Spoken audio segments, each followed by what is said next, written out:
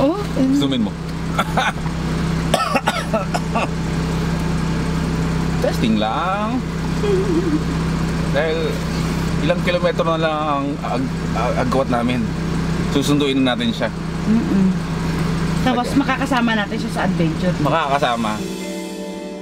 2 years ago, nung ako ay naglaylo muna sa pagmumotor. Nag-camper van muna tayo. Pero ngayon nasa mundo na tayo ng pagka-camping. Ito na siguro ang pagkakataong inaantay ng mga first-timers na mahilig manood sa dating Boy First Time. Camper van, pagmumotor. Gagawin kong simple yung pag-iikot ko ngayon. Habang ang ating motor. Ito ang laman ng kwento ng episode natin ngayon.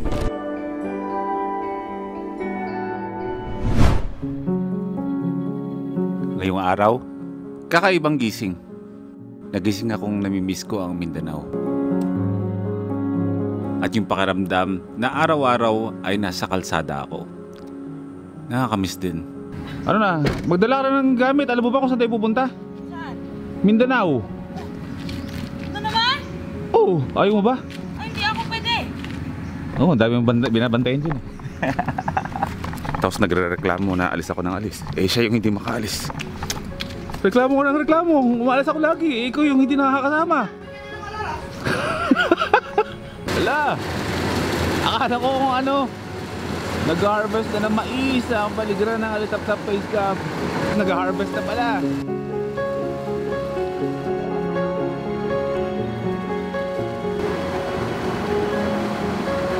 Kaso, ang mga alikabok niyang mga mais na yun na hina-harvest, magliliparan yan. Medyo makaka-experience kami ng, pero sana huwag naman, Makatihan mamaya.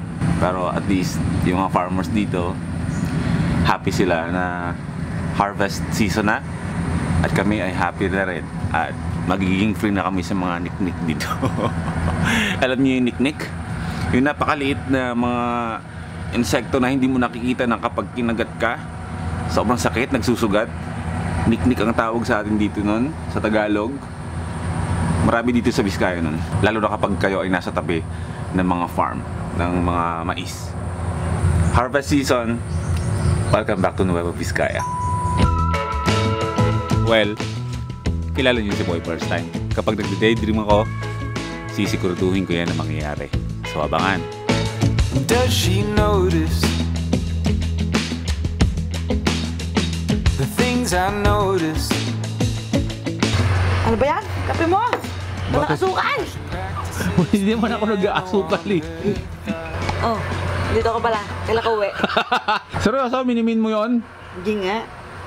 Mga matay dragon eh, no? Kakarating ko lang. Isipin mo kung gaano kalayo yung binabiyahe ko para makauwi ng base camp. Para halalayasin mo. Promote ako. Oh, sige, yan ay promote mo. Ayan, bago ka umuwi. Oh, sige, promote mo na yan. Bumili muna kayo nito, oh. Teka lang muna, konting magbigay ka muna ng trivia. Hindi ko alam ng trivia nito. O ako ang mag-explain. Ito mag-explain, oh. O pero, i-promote mo muna. Yan. Boy Bangus. Ito po yung business namin before. Ni Boy P. So, yung sa mga gusto pong sumuporta, sa mga dadalaw dito sa base camp, available po ito for only 180 pesos po. Trivia about the Boy Bangus. Way back 2017 na-establish ito sa buhay ni Boy First Time. Ito yung ginagawa naming negosyo ng pamilya ko. Naabutan ni Prisha to nung binalik ko to at hindi ko rin agad na ituloy dahil na busy kami sa negosyo sa motorcycle industry. Ngayon, naging Boy Bangus to since na naging Boy First Time na nga din ako. Pero ito ay nag-exist dati to na hindi pa ako vlogger noon. Ito na talaga ang hanap buhay namin. Binalik ko lang para sa base camp. Talagang sobrang bentang-benta to dati. Nagmamas production ako dito. Pero ngayon binalik ko siya as Boy Bangus, connected din kay Boy First Time. At ito ay mabibili nyo dito lamang sa Alitap-Tap Base Camp. Sa ngayon ha, kasi nagsisimula pa lang kami mag-reproduce ulit at matagal kasi gawin ito. Organic, no preservatives, lahat-lahat ng mga ingredients na ginagamit dito is natural.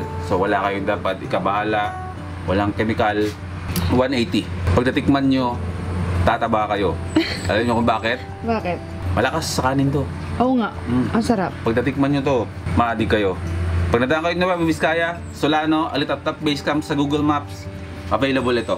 Bili na kayo. Yung. Ito ang unang produkto ng Alitap-Tap Base Camp. Yun. So fresh yan, walang halong chemical. Hindi kayo mahihilo. Lahat ng mga bagay na hindi natin na-push noon, ibabalik natin lahat yan ngayon. Hoy! Ano? Ang init-init ah. Sinusukat ko lang. Grabe, excited yun. Wala ka bang nararamdaman? Abay, meron. Ano? Sama ng loob. Joke lang. Ikaw, sumasama loob mo. Lagi kitang niyayaya. O, na hindi sumama ah. sa akin. Hindi ka makasama dahil sa mga aso mo. O, hindi lang sa aso dahil sa bahay din natin kaya tigilan mo ko. Oo. Tapos ano? kapag umalis ako, magagalit ka, naiinggit ka sa akin. O, hindi ako naiinggit na wala sa kabulaburay ko. Ano? Vocabulary. Bulakang. Hindi ka naiinggit? Hindi. Okay. Oh, Zoomin mo. Testing lang. Dahil ilang kilometro na lang ang agwat namin. Susunduin natin siya.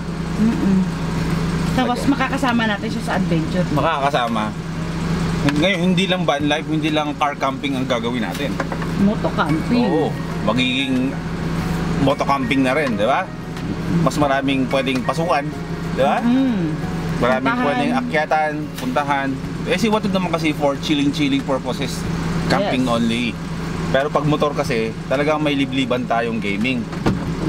Para magiging si Popring manlalakbay na ako nito. Kaya ayain ko na yung kaibigan ko na yun. Ako si Pobreng, Walang lakbay. walang lakbay. Let's go, mamalengke tayo. Anong Tara. ulam? Hindi mo na malengke. Tanong mo muna kung saan ka pwede sumakay ah. Ayaw nga pala. Saan ba ako pupunta bukas? Baguio. Ikaw naman, sinabi mo naman. Eh, kunyari ka. Anong gagawin ko sa Baguio? Eh, mamimit mo na si Dilaw. Sinasabi mo naman. Ano isa spoil? Andun ba? Oo. Sabihin mo, nag-aantay na sa'yo. Ay, kahapon pa nag-aantay sa'yo. Hindi nga! Oh. Ano ba yan? Kaya pala nagsusuot pala ako ng kulay dilaw na jacket. Nauna yung jacket sa akin kasi yung motor. So ibig sabihin mo may bago ka ng motor. Ah. Ay, may bago ka na namang motor. Hindi nga! Madadagdagan na naman yung motor. Oo. Sabihin mo, naregalo lang sa akin ng Suzuki yata. Regalo lang naman Suzuki yun sa'yo. Hindi ah! Mamalengke tayo. Thank you, Lord. Thank you Lord sa mga biyayang dumadating. Maraming salamat sa mga tamang tao na nasa paligid namin. Ngayon, Oo. talagang sobrang kami ngayon. On track talaga. As in, sala kung sala. Piliin kung pipiliin. Ganun kami ngayon sa buhay. Kaya smooth ang takbo ng buhay namin ngayon. Lalo na pumasok ngayon yung boy bangus na. Oo. Oh, yan dahil hindi ka naman sumasama sa akin, ikaw ang i-charge ko dyan sa base camp. Dyan sa boy bangus na yan. Dahil 2017 and so on, nasa ABS-CBN pa ako noon. Sobrang lakas ng benta niyan. Oo. Kasi talagang may magandang future talaga dyan. Eh kaso, dumami yung orders dati. Hindi ko makayanan kasi mag-isa lang din ako sa buhay noon. So, nahinto dahil hindi kaya kasi pinagsasabuhay ko yung ABS-CBN days ko eh. Editor ako ng ABS-CBN, nagtitinda pa ako. Ako yung namimili ng mga bangus. Ako yung nagluluto. Dadaling ko sa ABS-CBN yan. Ibibenta ko doon, tapos nag-edit ako. Ganyan ako dati. Kaso nga lang, sumikip yung mundo ko ba dahil nga lumaki yung orders. Maling thinking, tinigil ko kasi mas prioritize basta mas Priority mo. Tapos na. priority ko yung pagiging editor ko sa ABS kaya natigil. Bumalik Ah. pero na-prioritize na naman natin yung motorcycle industry. Ngayon wala na tayo sa motorcycle industry, I mean sa mga best bentahan. Binalik natin ngayon para sa base camp. So parang lahat naaayon kasi wala lang. Mahal, hindi lang naman boy bangus ang meron tayo sa base camp. Nandiyan din yung cup mo. Meron ka ulit, diba, dumating? Oo, marami. Tapos meron na rin tayong mga stocks na mga camping box dyan sa Available Alitap-Tap Base Camp. Magkakaroon dyan ng parang tindahan sa ilalim ng base camp na makakabili kayo ng mga camping gear, motor oils, kasi nga syempre nasa motor pa rin tayo, lalo na ibabalik tayo ngayon sa pagbumotor, ay andyan ang Gulf Oil, maglalagay din tayo dito. Mura-mura lang. Amen. Tapos basta meron kaming magbubut up kami ng parang 7-Eleven na tindahan dyan sa ilalim ng base camp. Kasi nga sobrang chill ng lugar eh. So parang sige, chill lang naman tayo dito sa buhay sa Vizcaya. Oh, syempre habang namimili kayo ng paninda namin, bumili na rin kayo ng siomay ko. Oo. Diba? Hindi naman masamang chumil sa buhay. Pero sasamahan natin ng kumbaga meron ding progress. Kasi itong buhay kasi natin sa Nueva Vizcaya, hindi tayo napadpad dito nang dahil sa kumbaga, napadpad tayo dito pero pinili nating mamuhay ng simple at payapa dito sa Vizcaya. Pero it doesn't mean na kapag nag-decide tayo ng simpleng pamumuhay dito sa Vizcaya dahil payapa, chill ang lugar, chill tayo sa buhay. Hindi. Pwede tayong pumili ng lugar na payapa, na kalmado at kung ano-ano man, pero yung grind natin sa ating mga gustong mangyari sa buhay natin, i-apply pa rin natin yun.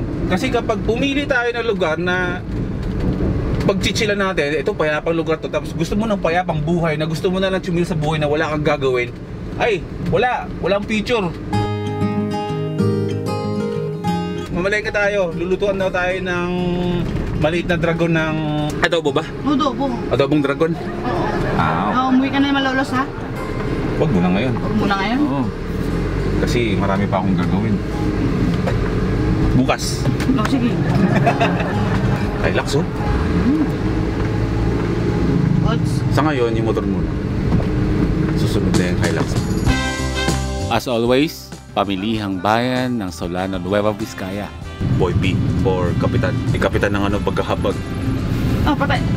Ano nila Tito Henry yun, kumpare. Kumpare ba yung Kapitan? Oo. Unang ko pa kumpare sa akin. Sorry, wala akong sticker. O tara, magano tayo. Dito tayo. Kami, mga marites. Ayan, shoutout sa inyo bro ha. Maraming salamat. Bawi na lang ako. Sige sir. Sa sticker. Sir. Pwede mo. Ayaw, come. Yan. Bro. Thank you. Hi bro.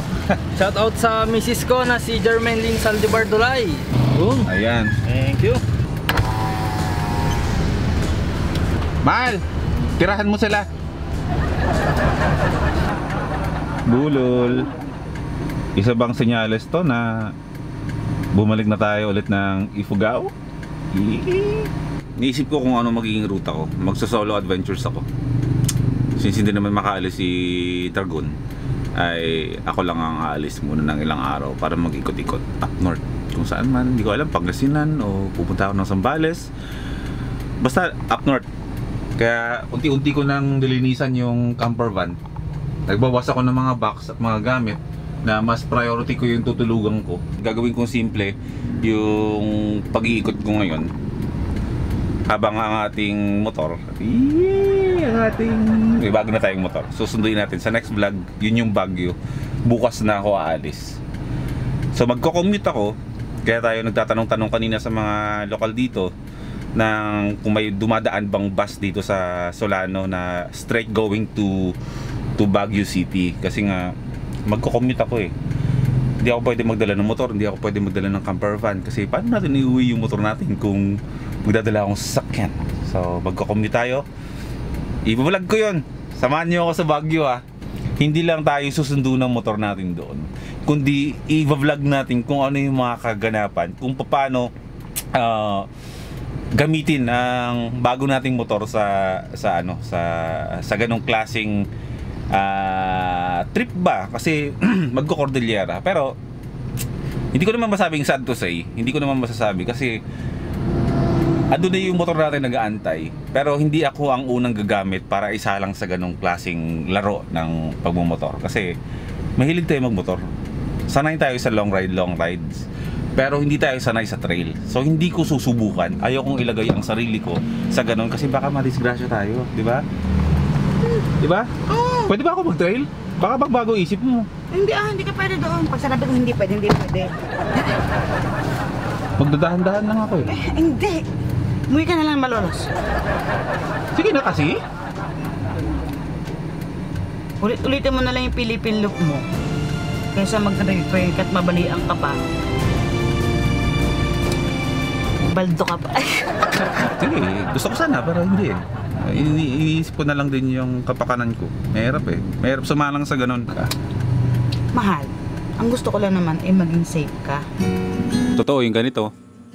Naakala natin basta-basta lang nila na ayaw nila tayong payagan. Pero ang katotohanan, ayaw lang talaga nilang mapahamak tayo. Love language ba kung tawagin? Na ayaw nilang merong hindi magandang mangyayari sa atin.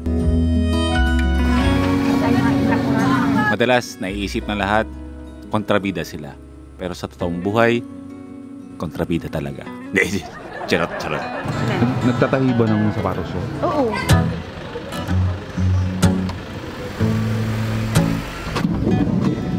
Noon ko pa gustong gawin to.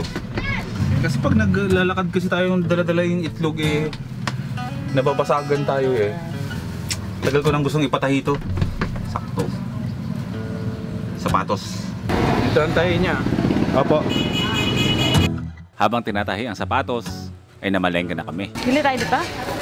Sige. Para may buli tayo sa baanan na. Ito ang kagandahan sa lahat ng mga palengke dito sa Cagayan Valley. Mura ang mga paninda, lalo na yung mga gulay. Kami, mahilig kami sa mga gulay. So medyo nakakatipid-tipid talaga kami. Ito yung sili mahal na hindi maanghang. Ayan, sige sir. No? Grabe sa gulay. At ang lulutuin ng dragon ay beef, broccoli, and with cauliflower. Wow. Pigi yan, pigi. Pero dahil daw mahal ang kilo ng baka, edi baboy na lang. Yan o, 100 yan pala atin yan. Ano lang, yung pang ating dalawa lang. Hindi nga eh. 50 nga per per ganun. Per styro? Oo, si nanay magtinda. Di ba, nay? O, sige. Isa sa mga gawain ko kapag ako ay nasa palengke ng Solano, bumibili ako ng mga fried chicken dito kahit hindi ako gutom. Chicken dito sa Solano. Korean, hindi rin namin pinalagpas. Sarap. Kakangwaya mo pala. Doon kasi sa kayo nun. Masarap na agad, pasubo pa lang. Sarap na. Hindi siya katamisan. Pag tayo kasi, pag tinikman natin yung pagkain, pag matamis. Yung gawa ng mga taga Biskaya kaysa sa Tagalog. Pero Bakit? masarap siya.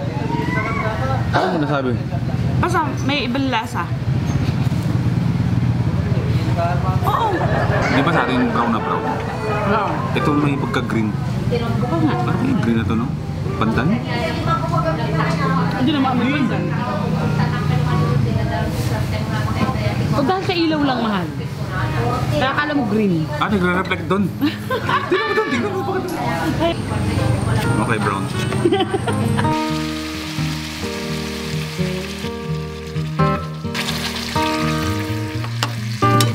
Sarapan mo ah. Mahal, anong kinain mo hindi masarap sa akin? Meron. Ano? Akin na lang yun. Ay! Madalas ko lang inaasar yan pero masarap talaga siya magluto. Very good. Okay na to. Para may sabaw-sabaw tayo. Taste test. Titikman ko na? Hindi, yung gulay muna. With karne.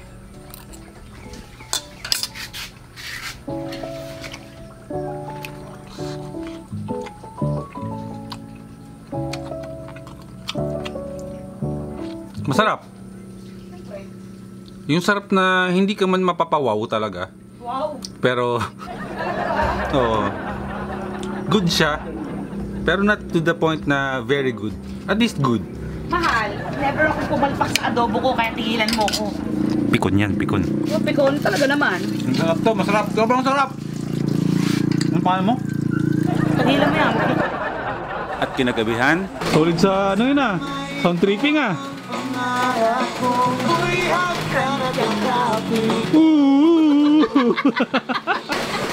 Ano? Buti ko pa, nagsiselebrate. Ano celebrate? Oo, pakanta-kanta ko lang eh. Ako, Mahal, hindi celebrate yun. Na-enjoy ko lang yung weather ngayon, malamig. oo, maganda yung panahon eh. Ako nga, enjoy na enjoy. Kaso nagbago na naman yung... Hindi na ako daw tutuloy ng Baguio! Cancel. Cancel! Hindi, syempre, dahil sa bagyo. Sabi ko naman yan sa'yo Kaya eh. Ang sabi sa akin, Suzuki Baguio. Kasi nga, merong available na unit doon. Tapos, biglang sa QC ko na lang daw kukunin. Layo ah. Ay, andito na ako. 2 oras na lang yata. 3 oras na lang. ready na ako magbagi sana. Ano gagawin ko? Umuwi ka malolos. Umuwi ka na. Agad-agad, gapon lang ako dito eh. Makakapag-antay naman yun, si Dilaw. Oo, pero tutuloy pa rin yung Baguio na event. Yung unit lang natin, pinopostpone kasi nga magkaroon nga ng bagyo dito. Kaya hindi natuloy yung event namin na gagawin sa Cordilleras. Kasi nga, delikado kapag umuulan, uso ang landslides. Tapos postponed. Ngayon, yung unit na para sa atin, ako sana sa Suzuki Baguio, ay yung sa Suzuki Quezon City na lang daw ang aking pipikapin. Same lang din naman. So, jacket na ako kanina ng ano eh. Ayan, so sobrang excited mo kasi. Oh, ba? Sinabi ko sa'yo, mahal may bagyo. Alam ko na eh. Nasa ano ko na makakancel na. O siya, ay di pag gano'n, ay di, bumaba tayo sa mga susunod na araw. Oh. Mag-ano muna tayo. Gawin muna natin yung camper, ano natin dito, camper biyahe. Pero yung unit ng gagamitin natin sa moto camping mga first timers, tapusin na natin ito yung vlog natin. Kasi gabi naman na, at mukhang wala nang ganap at umuulan, hindi na tayo makalabas. Eh, ang unit natin ang gagamitin natin sa pagbabalik natin sa pagbumotor at papasok tayo din sa camping pa rin tayo, pero may moto camping na tayong gagawin gamit ang bagong Suzuki natin na V-Strom 250 ay ready to pick up na yon at abangan nyo na lang kung kailan natin makukuha sa Quezon City, sa Suzuki Quezon City. So hanggang dito muna yung vlog ko. Maraming salamat sa pagsama. Isa kaganapan sa buhay ni Boy First Time at ang Dragon dito sa Solano, Nueva Vizcaya. At magkita tayo sa susunod natin na upload. Nilalayo ang motor.